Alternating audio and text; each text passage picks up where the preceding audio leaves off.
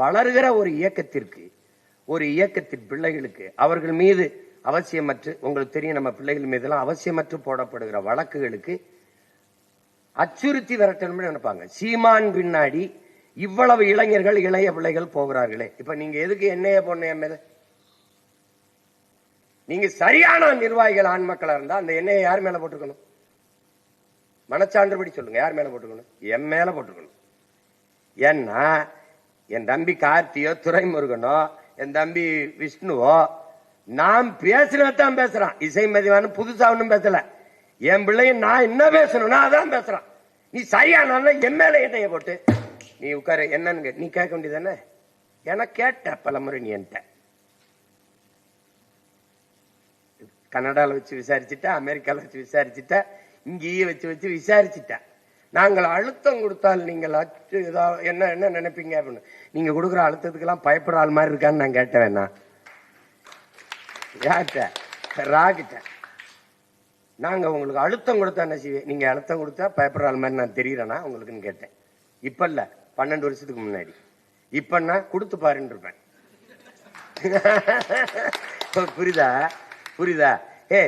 ஒண்ணுமில்லா 16 வருஷத்துக்கு முன்னாடி பயங்கரவாதின்னு சொன்ன ஒருத்தனை என் தலைவன் தூக்கி நிறுவி அங்கீகரிக்கப்பட்ட கட்சியாக சும்மாவா இருக்கு? எத்தனையோ ஆண்டுகளா வழிபட்ட முருகனை மாத்தி இந்த பேரை வரைஞ்ச முருகன் தான் அன்னைக்கு தெரித்துருவாங்க. பாரு, அவன் பார்த்தா இப்ப சங்க இலக்கியத்தில் முருகன் போட்டிருக்கான். நான் வரைஞ்ச முருகன். என்ன பாரு, என்ன பாரு, எந்த பேருந்து பாறை உந்துல பின்னாடி ஏன் முருகன், திருமண அழைப்புதல்ல அச்சுல ஏன் முருகன். ஏன் அவன் ஏன் பாட்டை ஏன் முருகன்? ஏன் முருகன் வெள்ளையா இருப்பான்னா அது ஏழா இருப்பானா? என் பாட்டை எப்படா வெள்ளையா இருப்பேன்? அதுல மலைக்காடுகள்ல வாழ்ந்த, மலைகள்ல வாழ்ந்தவன் எப்படி வெள்ளையா இருப்பான்? என்னை விடவங்க இருப்பான். பிடிச்சு வச்ச கொலக்கட்ட மாதிரி வேலை இப்படி வச்சுக்கிட்டு நிக்க வச்சுட்டாங்க. அவன் 6 பேக் எல்லாம் இல்ல, அவன் 16 பேக்ஸ் கூட வச்சு நின்றுப்பான். அவன் என்னத்தையோ ஒண்ணு எழுதி வச்சு எங்களை நம்ப வச்சு, அவன் காலத்துல ஏது பொண்ணு நகை அணிகலன் இங்க ஒண்ணு போட்டுக்கிறாரு, இங்க ஒண்ணு போட்டுறாரு. இந்த வள்ளி திருமண நாடகத்திலும் பாத்தீங்கன்னா தங்கத்துல கிரீடம் மட்டும் வருவாப்புல நம்ம முருகன். நம்ம பார்த்தா என்னடா அந்த காலத்துல அவன் தான் சொல்றான், கல்லாயுதம் இருந்த இடத்தில் வேலாயுதம் செஞ்சவன் நான். முத தப்பு தப்பா கற்பிச்சு வச்சு நம்மளை காலி பண்ணிட்டானுங்க. அப்ப அதுல வழக்கறிஞர் பாசறை நமக்கு ஒண்ணுன்னா நம்ம கட்சி பிள்ளைகளை தொட்டா நம்முடைய வழக்கறிஞர் பாசறை வரும் என்கிற நம்பிக்கையை கொடுத்துட்டா. ஆனால் நீங்க செய்யலன்னு நான் சொல்லல, செய்யறீங்க, இன்னும் சிறப்பா செய்யணுங்கிறதா. அதை இந்த கூடல் அடிக்கடி கூடி எனக்கு ஒன்றுனா என் தம்பிமார்கள் எங்க இருந்தாலும் எனக்கே வருத்தமா இருக்கும். நன்மாரெல்லாம் எங்க இருந்தாலும் வருவான். இந்த விஜயராக இந்த வழக்கனை எதுக்கும் பேச மாட்டான். வழக்கனை முத்தோர அது அப்படி போட்டாங்க, அதை நீங்க வந்துருங்க, காலையில வந்துருங்கன்னு. இந்த வழக்குன்னா அவன் என்னை கூப்பிட்டுருவான். அப்படி அண்ணனுக்கு நிற்பது போல என் அன்பு உடன் பிறந்தார்கள் நம் கட்சி பிள்ளைகள். நேற்று கட்சியிலே சேர்ந்தவனாக இருந்தாலும் அவனுக்காக நிக்கணும். அதுதான் நாம் தமிழர் கட்சியின் சட்டப்பாசனம். ஏன்னா தலைவரை பொறுத்த வரைக்கும் உங்களுக்கு தெரியும், நீ என்னவாவும் இரு அந்த கோட்டுக்குள்ள, என் நாட்டுக்குள்ள வரும்போது தமிழனாரு. நீ அங்க என்னவாவு, எந்த சாதியாவது எந்த மதமாவது எனக்கு அதை பத்தி கவலை இல்லை. இங்க நீ தமிழன். அப்படி வந்தாவா, அப்படி வர வச்சதுனாலதான் 35 ஆண்டுகளாக அந்த படையை உறுதியாக வைத்தவரால் சண்டை செய்ய முடிஞ்சது. அதேதான் இங்கேயும். அதே மாதிரி அவருக்கு தலைவருக்கு 2 சீருடை என்றால், நேற்று இயக்கத்தில் சேர்ந்தவன் எடுத்தோடனே உடுப்பு கொடுக்க மாட்டாங்க. பயிற்சி முடிச்சு களத்துக்கு போகும்போதுதான் சீருடை. சீருடைக்குன்னு ஒரு தகுதி. அப்படி கொடுக்கும் போது அவனுக்கு 2 சீருடை தான். மற்றவர்களுக்கும் தலைவனுக்கு இருக்கிற ஒரே வேறுபாடு, மற்றவர்கள் ஒரே ஒரு குப்பி உயிரை உருக்கி விஷக்குப்பிக்கள் அடைத்து வைத்த சாய்நடு குப்பி என்றால், நம்முடைய தலைவன் 2 குப்பி போட்டுப்பான். ரெட்டை கயிறு போட்டுக்கான். பாத்துக்க, எந்த சூழ்நிலையிலும் எதிரி இடத்திலே என் உயிர் சிக்கிவிடக் கூடாது என்பதுதான். உங்களுக்கு தெரியாது பாருங்க, இப்படி சொல்றேன் பாருங்க. இப்படி பேசிட்டு இருக்கும்போது எங்க அண்ணன் சொல்றாப்புல, எனக்கு படிப்பிக்கும் போது தலையே போனாலும் தகவல் வெளியில போகக்கூடாது, தகவல் வெளியில கொண்டு போற மாதிரி ஆட்கள் உங்கள் அருகில் இருக்கக்கூடாது. எனக்கு சொல்றாப்புல, தலையே போனாலும் தகவல் வெளியில போயிடக்கூடாது. அது ராணுவ அரசியலுக்கு சரி, மக்கள் அரசியல். எனக்கு படிப்பிக்கும் போது அது சொல்லுமா நான் சிரிக்கிறேன். தலையே போனாலும் தகவல் வெளியில போகக்கூடாது, அப்படிப்பட்ட ஆட்கள் அருகில் இருக்கணும்னு. எங்க அண்ணன் மட்டும்தான் செல்லம்மா அவர்கிட்ட பேசுவாப்புல, பொட்டண்ணன் மட்டும். மற்றவங்க எல்லாம் அமைதியா இருப்பாங்க. அண்ணன் வயதை ஒத்தவர், அவர் மூத்தவர் கூட பேச மாட்டாங்க. இவரு பேசுவாப்புல, எடுத்து கொடுப்பாங்க.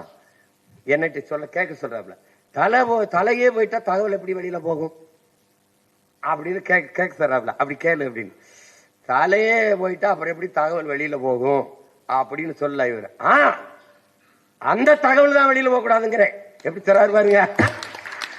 தலையே போனாலும் எப்படி, தலையே போயிடுச்சுங்கிற தகவல் கூட வெளியில போக கூடாதுங்கிறப்ப எப்படிப்பட்ட ஆளு பாருங்க. அந்த மாதிரி ஆளு நம்ம. எப்படிப்பட்ட பூனகிரியில சண்டை நடக்குது. அண்ணன் தமிழ்ச்செல்வனுக்கு கால் போயிருது, ஒரு கால் போயிருது, அந்த சண்டையில தான் போயிருது. இன்னொரு போராளிக்கும் பக்கத்துல கால் போயிருது. காடே அதிர்ற மாதிரி அவர் கதறி அழுகிறாப்ல, வலி தாங்க முடியல. அண்ணனுக்கும் கால் போயிருச்சு.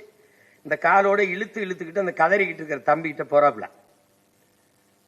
போய் இதை யார் சொல்றாப்ல, எங்க அண்ணன் சொல்றாப்ல, உங்க ஆளு எப்படிப்பட்ட ஆளுன்னு. அவனுக்கு இருக்கிற நகைச்சுவை உணர்வு அவ்வளவுன்னு சொல்லி சொல்றாப்ல. தமிழ்ச்செல்வன் நான் போகும்போது இறந்து 90 நாட்கள் ஆயிருது. ஆனாலும் அவரு அதை நினைவூட்டுறாரு. இது எப்படின்னா, இப்படி கிட்ட போயிட்டு அல்லாத அழுகிற, ஐயோ அண்ணா கால் அண்ணா கால் அப்படின்னு. இவருக்கு கால் போயிருச்சு, எனக்கு தானடா போயிருச்சுன்னு அவர் சொல்லல.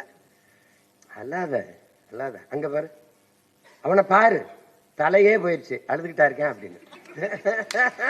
அந்த நேரத்துல கூட அவர் அப்படி நகைச்சுவே அப்படி சொல்றாப்ல அவன் போராளிகிட்ட. டேய், பக்கத்துல ஒருத்தன் தலையே போயிருச்சு, கழுத்தே போயிருச்சு, பேசாம இருக்கான்டா, நீ ஏன்டா கால் போனதுக்கு கேட்கிற, புரியுதா? கழுத்தே போயிருச்சு, சும்மா கிடக்குறான். அப்பா அவ்வளவு உறுதியான, இதெல்லாம் ஒரு இழப்பாடா அப்படின்னு. நீங்க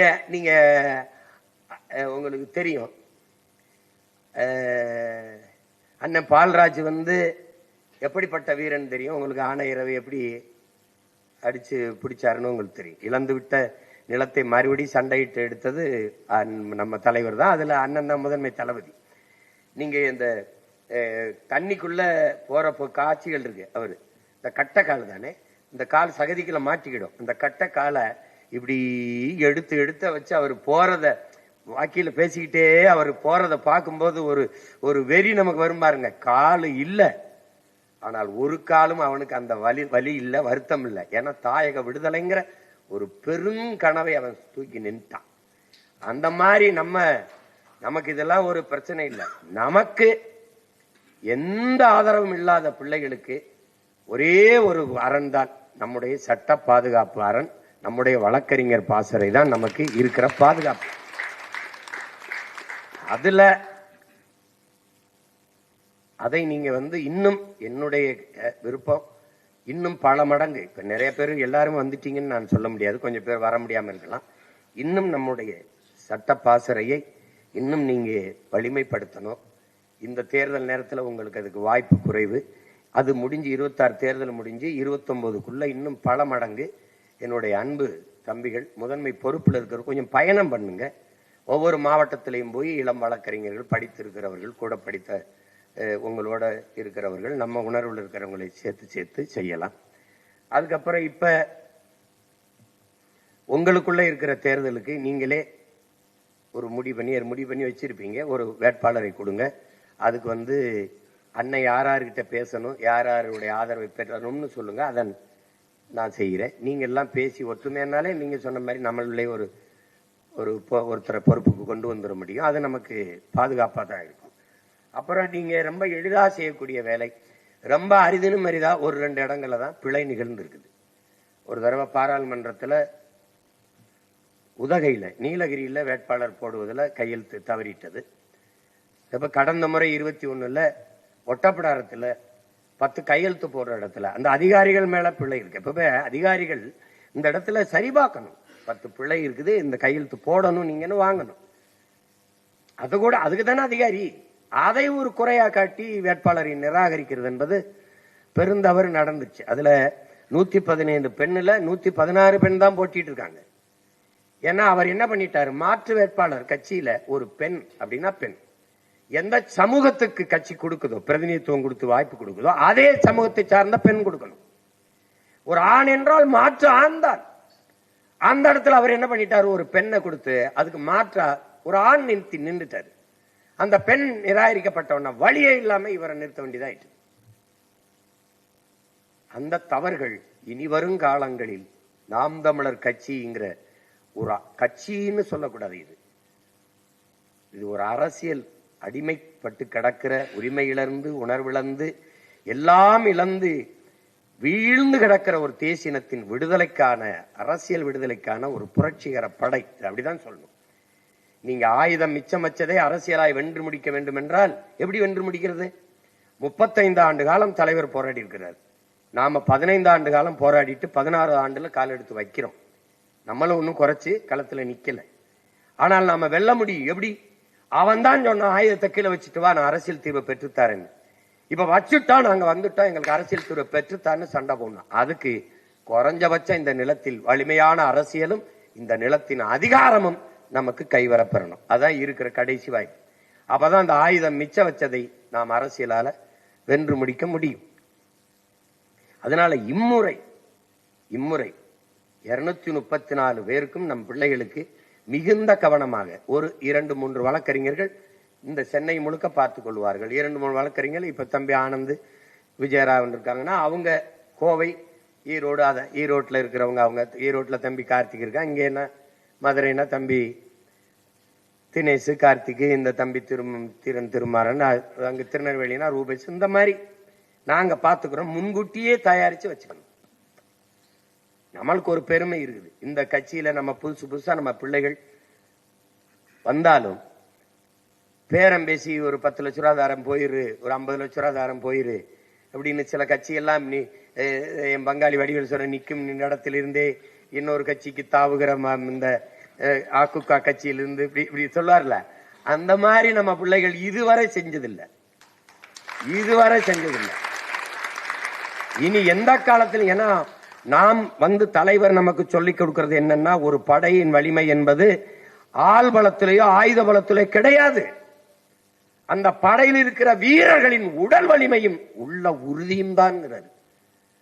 அதுல நம்ம கட்சியில இருக்கிற நம்ம தேர்வெடுக்கிற வேட்பாளர் பிள்ளைகள் உள்ள உறுதி கொண்டவர்கள், லட்சிய உறுதி கொண்டவர்கள். அதனால அவர்களை எனக்கு தெரியும். ஒவ்வொரு வேட்பாளர்கிட்டையும் எவ்வளவு பேரம் பேசினார்கள் அவர்கள். அதெல்லாம்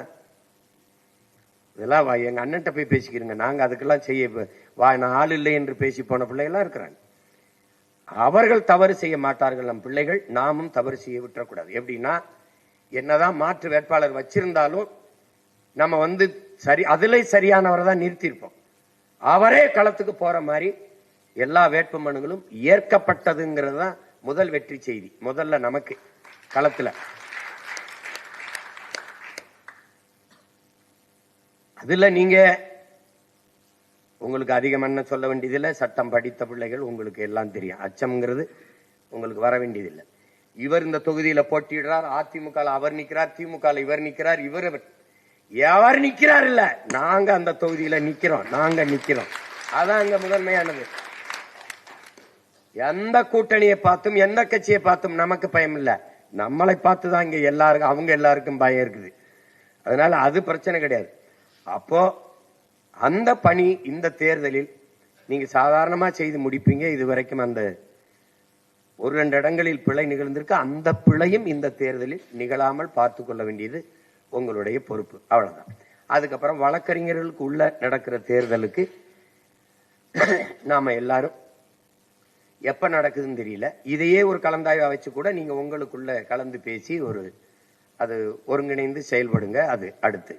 அதுக்கப்புறம் இந்த தேர்தலுக்கு பிறகு பயணம் பண்ணி ஒவ்வொரு மாவட்டமாக சேர்ந்து இந்த சட்ட பாசறையை இன்னும் பெரிதுபடுத்தி வலிமைப்படுத்துவது எப்படி, அதை நீங்க செய்யுங்க. அதுக்கு உங்களுக்கு முழு சுதந்திரம் இருக்கு. நீங்க இதுல நீங்க என்ன சொல்றீங்களோ அதான் நாங்க கேட்பேன். ஏன்னா சட்டத்துல எனக்கு அண்ணா இது இப்படி செய்யணும்னா அப்படி செய்யணும்னா சரின்னு சொல்ல போறேன், அவ்வளவுதான். அது செய்யுங்க. இப்ப சட்டத்துறையில் நம்ம எவ்வளவு மாறுதல்களை கொண்டு வர வேண்டியது இருக்குது அப்படிங்கறத நீங்க கொடுங்க. அது காணொலி ஆவணமா எல்லாத்தையும் காணொலி ஆவணமா போட முடியல, சில நேரம் நமக்கு நாட்களும் இல்லை. அச்சு ஆவணத்தில் இருக்கட்டும், தேவைப்படும் போது நம்ம பிள்ளைகள் படிச்சு வச்சுட்டு தர்க்கத்திலே விவாதத்தில் எடுத்து வைத்துக் கொள்வார்கள். நம்ம பல இதை இந்த வாட்டி அச்சு ஆவணமா மட்டும் கொடுக்கல, காணொலி ஆவணமா போடுறோம். கல்வி எப்படி தரம் உயர்த்தப்படுது எங்க ஆட்சியில, மருத்துவம் எப்படி தரம் உயர்த்தப்படுது எங்க ஆட்சியில, எப்படி வேலை வாய்ப்பு எப்படி எப்படி இலவசம் ஒழிக்கப்பட்டு எப்படி மக்களின் வாழ்க்கை தரத்தை உயர்த்துவது எப்படி நாங்க செய்ய போறோம். அப்படி ஒன்னு எல்லாமே எங்கள் ஆட்சியில் போக்குவரத்து எப்படி இருக்குது, சாலை போடுதல் பராமரித்தல் எப்படி இருக்குது, மின் உற்பத்தி பகிர்வு எப்படி இருக்குது, எல்லாத்தையும் நம்ம வேலை நடந்துகிட்டு இருக்கு. அது உங்க வேலை இல்லை, அது அண்ணன் வேலை, அது நான் பார்த்துப்பேன். வழக்கறிஞர்ல சில பேர் போட்டி போடுவீங்க. தம்பி கார்த்திக் எல்லாம் திருச்சுழியில போட்டிடுறாப்புல. அவனுக்கு எல்லாரும் என் தம்பி அபுபக்கர் எங்க இருக்காரு, அவரு கடைநல்லூர்ல போட்டிடுறார். நிறைய வழக்கறிஞர்கள் களத்துல நிக்கிறாங்க. எல்லாம் நம்ம பிள்ளைங்க. இங்க என்ன பிரச்சனைனா, அந்த பொறியியலையும் சட்டம் படித்ததையும் படிப்பாவே கருதுறது இல்ல மக்கள். வக்கீலா வக்கீலா வக்கீலா இன்ஜினியரா டாக்டரா டாக்டரா. இந்த போதையை ஒழிக்கணும்டா. நம்ம இந்த டாக்டர் தான் படிப்புங்கிற போதையை முதல்ல ஒழிக்கணும். அப்புறம் தம்பி ஸ்ரீதர் கும்மிடி பூண்டியில போட்டிடுறார். ஏதோ குத்துச்சண்டைக்கு போற மாதிரி வந்திருக்கேன். கர்லா. அப்படி பல வழக்கறிஞர்கள் தம்பி தங்கை எல்லாம் போட்டிடுறாங்க. இன்னும் அந்த தங்கச்சியை நிறுத்தலாம்னா எங்க அது வயசு 24 25 ஆவல இல்லடா, ஆவல. நிறைய மருத்துவர்கள் நிறைய இளைய பிள்ளைகள் 6 24 ஒரு மாசம் எல்லாம் திட்டக்கூடிய ஒரு தங்கச்சிக்கு 1 மாசம் குறையுது. அவன் ஒரு நாளாலும் அடிச்சு விட்டுருவான். அது நம்ம இவரு அண்ணா நகர்ல தம்பி சங்கர் போட்டிடுறாப்ல 134 பேருக்கு இளைஞர்களுக்கு வாய்ப்பு, அதுல ஒரு தாத்தாவுக்கு வாய்ப்புங்கிற மாதிரி அந்த மையாத அடிச்சு தொலைடான்னா அது இது அப்படி போயிருச்சு. கொஞ்சம் கருப்பு மலைமாவது பெப்பர் அண்ட் சால்ட் அதை சொல்லுவாங்க, சால்ட் அண்ட் பெப்பர். அது மாதிரியாவது பண்ணி விடுறான்னா கேட்க மாட்டாப்ல. அடையாளமா இருக்கு சங்கர் தாத்தா. அது மாதிரி வேட்பாளர் எல்லாம் தேர்வு ஆயிட்டது. நம்ம என் மகளை நிறுத்தலாம் நினைச்ச யாழினிய, அதுக்கு 24 வயசு ஆகுது, இன்னும் ஒரு வயசு குறையுது. எல்லாம் இந்த மாதிரி நிறைய தகுதியான பிள்ளைகள் தேங்கிட்டாங்க.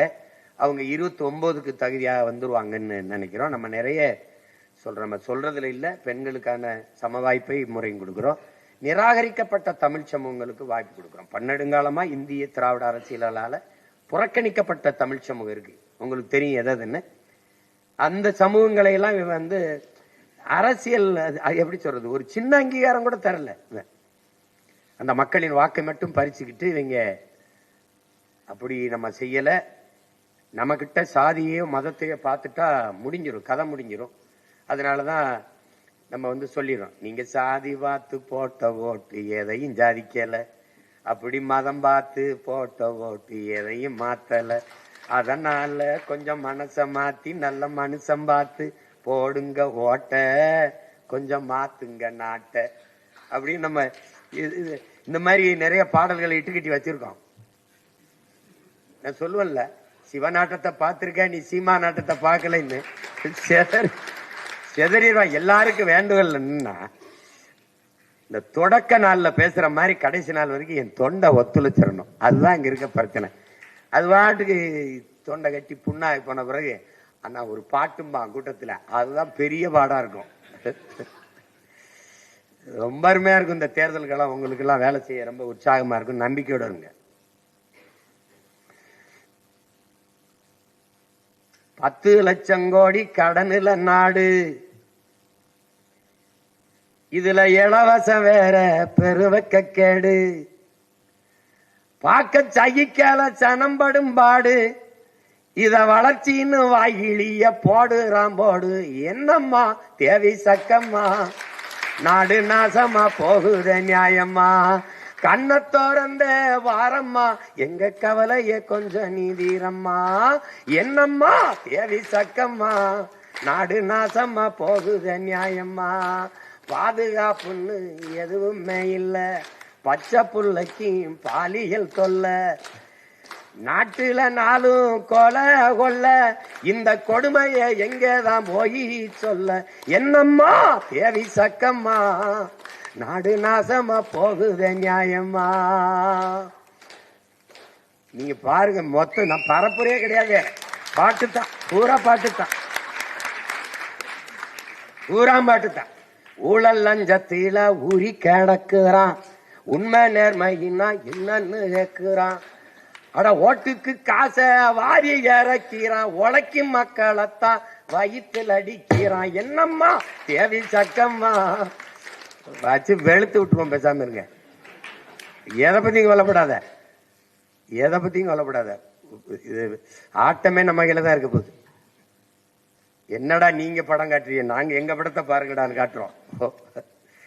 அதனால ஒண்ணும் இல்ல, நம்மகிட்ட ஒன்னே ஒண்ணுதான் இல்ல, காசு. நம்மள்கிட்ட உலகத்திலே சிறந்தது ஒன்று இருக்கு, கருத்து. நாம ஒரு தேசியனத்தின் பிள்ளைகள். நம்ம மண்ணில இருந்து எடுத்து வைக்கிற அரசியல் நம்ம மாநில மக்களுக்கு, நம்ம மக்களுக்கு மட்டும் இல்ல, உலக பொதுமைக்கு.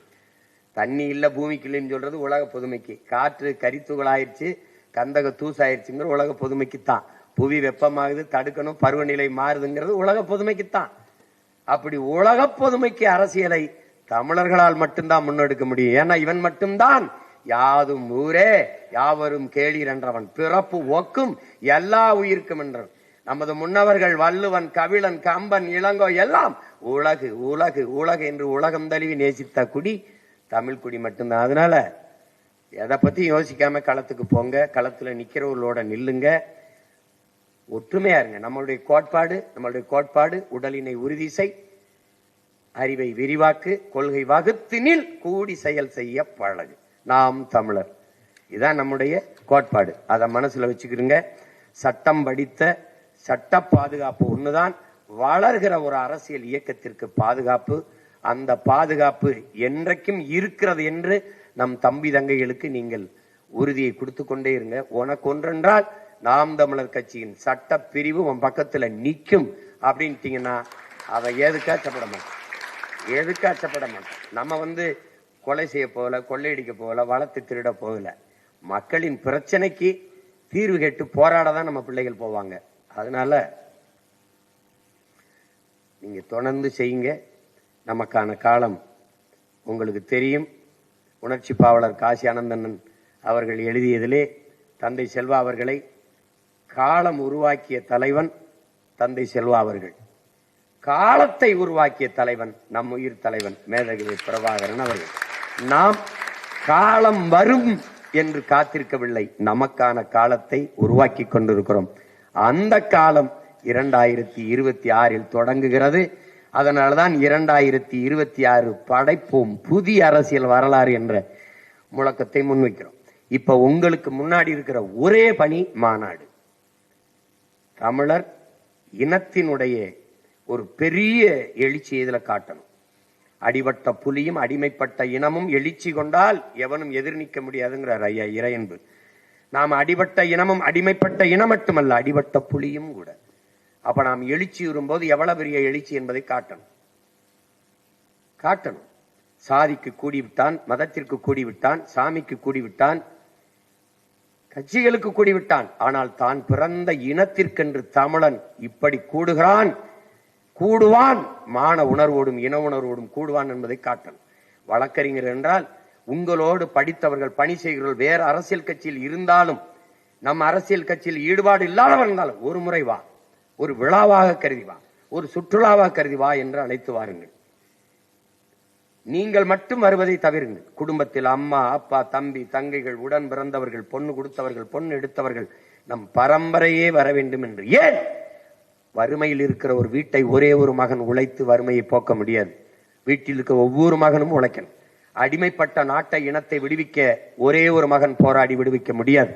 ஒவ்வொரு குடிமகனுக்கும் கடமை உண்டு. அப்படி பார்த்தால் என்னை பெற்றவர்களுக்கு, என் உடன் பிறந்தவர்களுக்கு, என்னோடு வந்த என் உயிர் துணைக்கு எல்லாருக்கும் இந்த பொறுப்பும் கடமையும் கையளிக்கப்பட்டிருக்கு. அதனால் இது நம் இனத்தின் திருவிழா. எல்லோரும் கூடுவோம். தமிழ் பேரின பெருவிழா. வென்று வாகை சூடுவோம். குடும்பம் குடும்பமாய் கூடுவோம். கொடிய அரசியலை மூடுவோம். இது கொள்கை மறவர்களின் கூட்டம். கொள்ளையர்கள் எடுக்க வேண்டும் ஓட்டம். இதை முழக்கமாக முன்வைத்து திரட்டுங்கள். பேரெழுச்சியாக 21 கூடுறோம். நம்ம 234 வேட்பாளரை அறிவிக்கிறோம். எவன் களத்துக்கு வாரான் போறான் அதெல்லாம் பிரச்சனை கிடையாது. எந்த கட்சி நம்ம தொகுதியில் நிக்குதோ அந்த அதெல்லாம் கிடையாது. நாம போறோம், வேலையை செய்யறோம், களத்துக்கு செல்றோம், வெல்றோம். இதை உறக்க உலகிற்கு சொல்றோம். இவ்வளவுதான் நம்ம. அதுல உங்களுக்கு ஒண்ணு சார், நமக்கு இலக்கு ஒன்றேதான், இனத்தின் விடுதலை. இனம் ஒன்றாவும் இலக்கை வென்றாவும். அதான் நம்ம கோட்பாடு. இப்ப தமிழ்நாட்டிலே அதிக செல்வாக்குள்ள கட்சி எது? நாம தான். நமக்கு மாதிரி பேரம் பேசுறதுக்கு எந்த கட்சிக்கும் இப்ப பேரம் நடக்கல. ஆனால் எந்த பேரத்திற்கும் நாம படியறதா இல்லை. ஏன்? நீ கூட்டணி வச்சு அப்படி வந்துட்டா பயந்துருவோம்னா, 22 நாடை திரட்டி வரும்போது வெறும் 25,000 வீரர்களை வைத்து உலக போரை நடத்திய மாபெரும் வீரன் பிரபாகரனின் பிள்ளைகள் நீங்களும் நான். ஈழத்தில் நடந்த போர் என்ன? சிங்களனுக்கும் தமிழனுக்குமான போர் இல்லை. அது உலகப் போர், 3ஆம் உலகப் போர். 22 நாடுகளின் துணை கொண்டுதான் இறுதிப் போரில் விடுதலை புலிகளை வென்றோம் என்று அந்த நாட்டின் ராணுவ அமைச்சர் கோத்தபாயும் அதிபர் ராஜபக்சேயும் சொன்னார்கள். என்றால் 22 நாடுகள் சேர்ந்து ஒரு தேசிய விடுதலைக்கு போராடிய ஒரு விடுதலை போராட்ட இயக்கத்தை வீழ்த்த போரிட்டார்கள். அதை எதிர்த்து விடுதலை புலிகள் போரிட்டார்கள் என்றால், மான தமிழ் மக்கள் போரிட்டார்கள் என்றால், அது தமிழ் தேசிய விடுதலை தாண்டி உலக போராக மாறிட்டது. அப்ப உலக போர் செய்த இனத்தின் பிள்ளைகள் நாம். இதை எத்தனை கூட்டணி கூட்டி வந்து என்ன? அதனால கூட்டத்தில் நிக்கிறவனுக்கு துணிவோ வீரமோ தேவையில்லை. தனிச்சு நிக்கிறவனுக்கு தான் துணிவும் வீரமும் தேவை.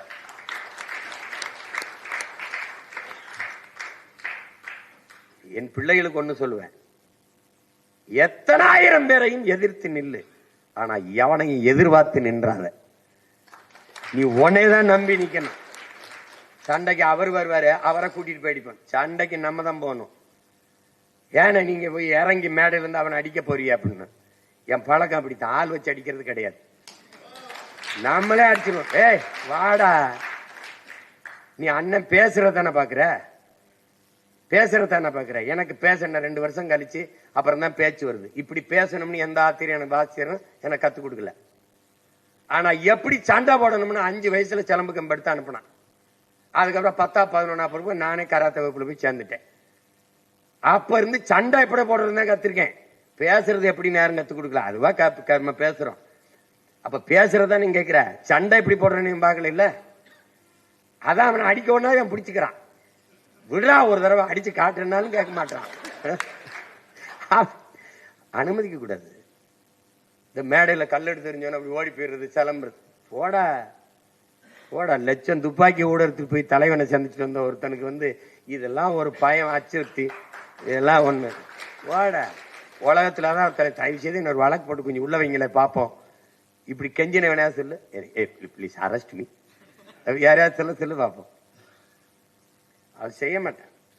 அன்னைக்கு நம்ம சின்ன மீன் குஞ்சா இருந்தா பிடிச்சி பிடிச்சி விளையாடி பார்த்தாப்புல. இன்னைக்கு எத்தனை வலை வீசினாலும் அறுக்கிற திமிங்கலம் ஆயிட்டம் பயந்துட்டாப்புல.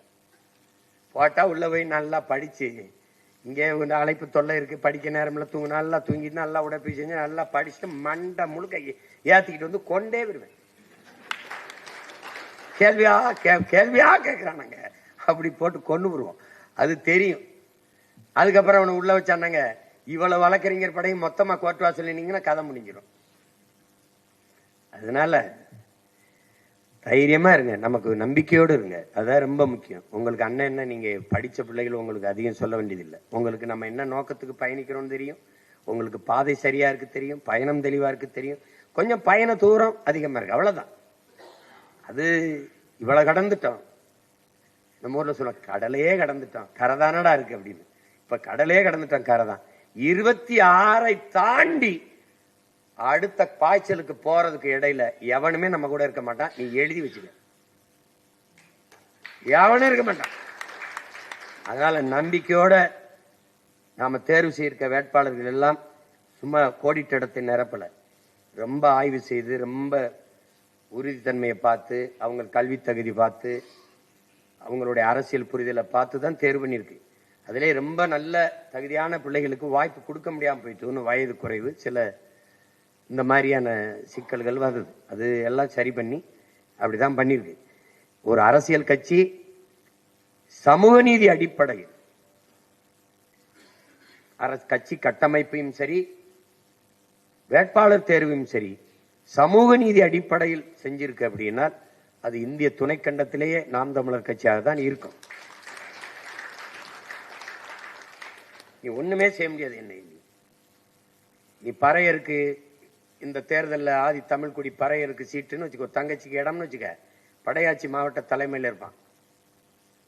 இப்ப நீங்க பறையர் தெருவுக்குள்ள இதுவரை படையாச்சி உள்ள விட்டதில்லை, படையாச்சி போனதில்லை, படையாச்சி தெருவுக்குள்ள பறையர் உள்ள விட்டதில்லை. ஆனால் இது தேசிய இனத்திற்கான தமிழர் இனத்திற்கான கட்சியில என் தம்பி படையாச்சி தம்பி, என் தங்கை பறையர் தங்கையை வா தெருவுக்குள்ளேன்னு கூட்டிட்டு போவான். போயிருக்கான், போவான், நீ பாரு போவான். படையாச்சிக்கு இடம், தம்பிக்கோ தங்கைக்கோ, பறையர் மாவட்ட தலைமையில் இருப்பான். அவன் வானான் கூட்டிட்டு தெருவுக்கு, அம்மா எங்க அண்ணனுக்கு போடு, என் தங்கச்சிக்கு போடு. இதான்டா சமூக மாறுதல். இது நடந்து கொண்டிருக்கு, உனக்கு தெரியாது. நீ என்ன பட்டியலிருந்து வெளியேற்றுறது? தேவேந்திரருக்கு பொது தொகுதியில இடம் பளிச்சுன்னு தெரிகிற இடத்துல நிறுத்து. போட்டா போடுறான், போல என்ன போறான். சாதி பார்த்துட்டான்னா அப்புறம் நம்ம என்ன சாதிக்க போறோம்? இங்க என்ன சாதிக்க போறோம்? அப்ப நம்ம கோட்பாடே தோக்குது. என்னையே சாதி பார்க்கிற, சாதிக்க துடிக்கிற என் எண்ணத்தை பாரு. நான் எந்த மதம் நேயம் பார்க்கிறேன்? நாங்கள் முன்வைக்கிற மாநிலத்தை பாரு, உயிர்மை நேயத்தை பாரு, எங்க கருத்தை பாரு. ஏன் எங்க நிறத்தை பாக்குற? எங்க கருத்தை பாரு, எங்க கோட்பாட்டை பாரு, உயர்ந்த கொள்கை நிலைப்பாட்டை பாரு. அதை தான் கவனிக்க வைக்கணும் மக்களை, அதை தான் கொண்டுட்டு போகணும். அதனால நீங்க அறிவிக்கும் போது தெரியும் எவ்வளவு அக்கறை எடுத்து ஒவ்வொரு இடத்துலையும் நம்ம கவனமா வேட்பாளரை தேர்வு செஞ்சு நிறுத்திருக்கோம்ங்கிறது உங்களுக்கு தெரியும். அதெல்லாம் நீங்க அதுக்குள்ள குழப்பிக்கிறவனா, அதெல்லாம் அண்ணன் நேர்த்தியை சரியா செஞ்சிருவேன். நீங்க சட்டத்தை பற்றி கவலையே அண்ணன் பட வேண்டியது இல்லை, நாங்க இருக்கிறோம் அப்படின்னு உறுதியை மட்டும் எனக்கு கொடுங்க, அது போதும். இதெல்லாம் இதுவரை சிறப்பாக கொண்டு வந்துட்டீங்க. இனி மீதி இருக்கிற காலங்கள்லையும் இதே மாதிரி ஒருங்கிணைந்து உறுதித்தன்மையோட நில்லுங்க. தமிழர்கள் நாம் பழகினப்பட்டதற்கு காரணம், இத்தனை கோடி மக்கள் இருந்தாலும் நம்மகிட்ட உரிமை இல்லை. மற்ற இனங்கள் தனித்தனியாக வாழும், கூடி செயல் செய்யும். தமிழர்கள் ஒற்றுமை ஒன்னாக வாழ்வார்கள், தனித்தனியாக செயல் செய்வார்கள். இதுதான் இவர்கள்ட்ட இருக்கிற சிக்கல். இவர்களுக்கென்று அரசியல் வராம போனதுக்கு சிக்கல். அப்ப அதை நம்ம தகர்க்கணும். தகர்த்து நம்ம தமிழ் தேசிய இனத்தின் ஓர்மைதான் அரசியல் வலிமையா மாறும், அரசியல் வலிமை தான் அதிகார வலிமையாக மாறும். அதை நீங்க புரிஞ்சுக்கணும். இங்க பேசிய ஒரு தம்பி தனிமரம் தோப்பாகாது என்று சொன்னார். சரிதான், தனித்தனி மரங்கள் எல்லாம் சேர்ந்துதான் தோப்பாகிறது என்பதையும் நீங்க புரிஞ்சுக்கணும். தனிமரம் தோப்பாகாது, அது எப்படிப்பட்ட உண்மையோ அப்படி தனித்தனி மரங்கள் எல்லாம் சேர்ந்துதான் தோப்பாகிறது என்பதையும் நீங்க புரிஞ்சுக்கணும். அதனால இப்ப தனித்தனியா மரமா இருந்த நாம் இணைந்து தோப்பா ஆயிருக்கோம். அங்கங்கே சிறு சிறு நெருப்பு துண்டுகளாக இருந்த நாம் ஒருங்கிணைந்து பெருநெருப்பாக ஒரு புரட்சி தீயாக தமிழக அரசியல் களத்தில் பற்றி பரவி கொண்டிருக்கிறோம். அதனால இது பிரபாகரன் என்ற பெருந்தி பற்ற வைத்த புரட்சி நெருப்பு. இது பற்றி எரியும், விடுதலை கனவை அடையும். அது வரைக்கும் கவலைப்படாம களத்தில் நில்லுங்க. எந்த சூழ்நிலையிலும் உங்களுக்கு அண்ணன், உங்களுக்கு நீங்க உண்மையா இருக்கிற வரை நான் உங்களுக்கு உயிராக இருப்பேன் என்பதை நினைவில் வைத்துக் கொள்ளுங்கள். மறுபடி களத்தில் சந்திப்போம். இன்னும் ஒரு உரை கலந்தாய்வு செய்யறதுக்கு நமக்கு இது இல்லை. இங்க பேசிய தம்பி எல்லாரும் சொன்னாங்க, ரூபஸ்ல இருந்து தம்பி திருமுருகன்லாம், 7 பேர் விடுதலைக்கு என் தம்பி பிரபு, அங்கிருந்த பாரி, அவங்க எல்லாம் எவ்வளவு அரும்பாடு ஆற்றினார்கள் என்பது தெரியும். எல்லாத்துக்கும் மேலாக என்னுடைய மூத்தவர் ரொம்ப பெரும் முயற்சியை எடுத்தாங்க. ஏன்னா உங்களுக்கு தெரியும், அவருக்கு 26 வயது. அப்போ 26 லட்சத்தை பெட்டியில வச்சு அவர் வீட்டுல வந்து வச்சு இந்த வழக்கை நீங்க நடத்துங்கன்னு அவருக்கே ஒன்றும் புரியலன்றப்பல. இத்தனை வழக்கறிஞர்கள் இருக்கும்போது ஒரு அவ்வளவு பெரிய இயக்கம் இந்த வழக்கை நீங்க நடத்துங்கன்னு ஒரு சின்ன பையனை பார்த்து பெட்டியை வச்சுட்டு போனோன்னா, அப்பா இத்தனை பேர் இருக்கும்போது என்னைய தூக்கிட்டு போன மாதிரி தான். அது மாதிரிதான் அது. அவரு சாதாரணமா எடுத்துட்டு போக மாட்டாப்புல நம்ம ஆளு, உங்களுக்கு தெரியும் அது. இப்ப தெரியும். இப்ப என் தம்பி எல்லாம் சொல்றாங்கல்ல, எல்டிடி பிரபாகரனின் தீர்க்க தரிசனம் சீமான். ஏன்னா அவர் அங்க வச்சுக்கிட்டு இந்த சினிமா டைரக்டரை கூட்டி வச்சுக்கிட்டு என்னடா இப்படி இவ்வளவு செல்லம் கொஞ்சம் இப்படி காய்க்கில் வச்சுக்கிட்டு சுட்டு பழகிக்கிட்டு இப்படி பண்ணிக்கிட்டு இருக்காப்ல அப்படின்னு அப்ப தெரியல எங்களுக்கு. அப்ப தெரியல. ஆனா இப்ப தெரியுது ஏன் அவரை தேர்வு பண்ணி கொண்டாந்து நிறுத்தினாருன்ட்டு. இப்ப நம்ம நினைச்சிருந்தா பெரிய வியாபாரம் செய்யலாம். இந்த தேர்தலில் செய்யலாம், போன தேர்தலில் செஞ்சிருக்கலாம், செய்யலாம். ஆனா அது இல்ல. நாம நிக்கிறது நம்ம அரசியல் வியாபாரம் செய்யல, தேசிய இனத்தின் விடுதலைக்கு நம்ம செய்யறோம். அதனால இங்க வந்த கட்சிகள்லாம் அரசியல் விடுதலைன்னு வந்துட்டு அரசியல் வியாபாரம் ஆயிடுச்சு. நாம அப்படி இல்லை. நாம அரசியல் விடுதலைக்கு வந்தவர்கள், அதுல உறுதியாக நிற்கிறோம். அதனால என் அன்பு பிள்ளைகள் எல்லோரும் உறுதியாக நின்று நீங்க இந்த கப்பலை கரை சேர்ப்பீர்கள் என்று நான் நம்புறேன். தலைவர் எனக்கு சொன்னது, இந்த கப்பல் பத்திரமாக கரை சேர்க்கும் என்ற நம்பிக்கையை கொடுத்து விட்டால் மக்கள் தானாக வந்து கப்பலில் ஏறி விடுவார்கள் என்று. இப்ப நாம அந்த நம்பிக்கையை கொஞ்சம் கொஞ்சமா கொடுத்துக்கிட்டு இருக்கோம். இந்த தேர்தலில் முழுமையா கொடுத்துருவோம். ஏன்னா